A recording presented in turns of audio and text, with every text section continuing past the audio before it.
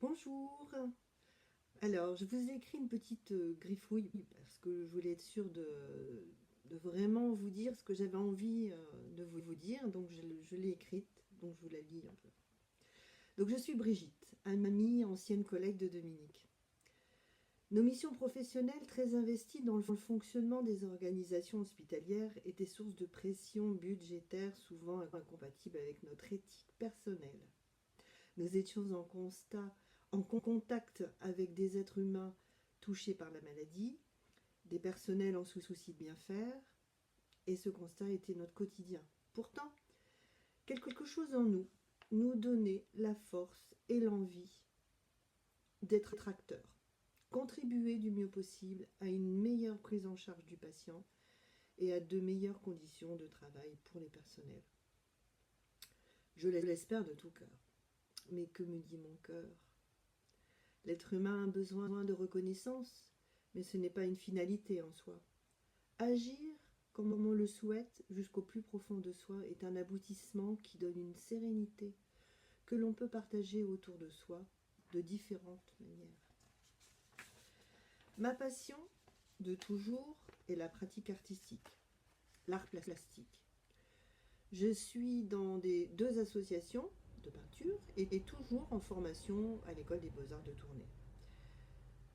J'ai associé l'art aux soins lorsque j'ai pris la décision il y a 5 ans d'être art thérapeute. Après la certification et le diplôme universitaire, les stages, le mémoire et l'article scientifique m'ont naturellement orienté vers les personnes atteintes de troubles neurologiques dégénératifs.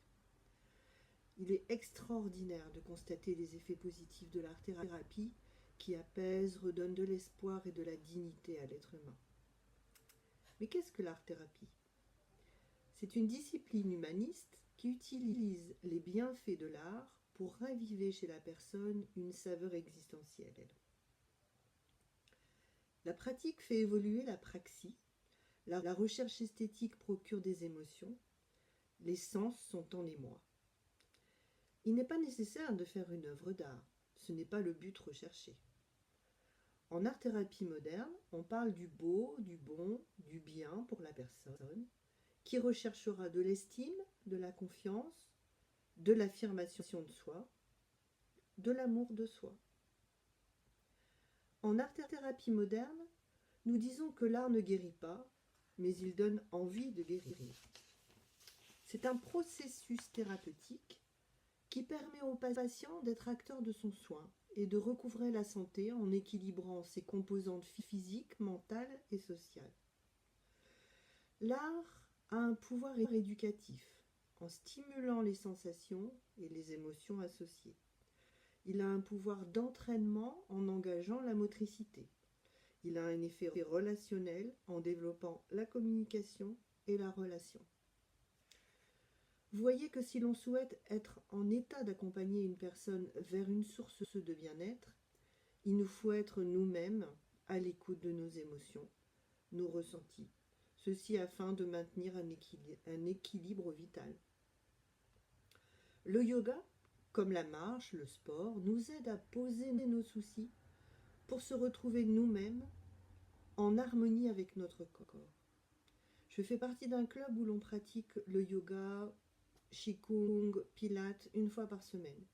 Et puis pendant le confinement, j'ai suivi le cours de Dominique qui nous a gentiment fait partager sa connaissance pour notre bonheur à tous. Le lien important entre yoga et l'art plastique, c'est l'état d'esprit dans lequel on souhaite être soi-même, percevoir ce que l'on veut, où l'on veut aller, ressentir les émotions issues de notre être profond. On pourrait parler d'harmonie. En tout cas, pour moi, la pratique du yoga me donne ce temps pour moi d'être mieux dans mon corps, mieux dans ma tête.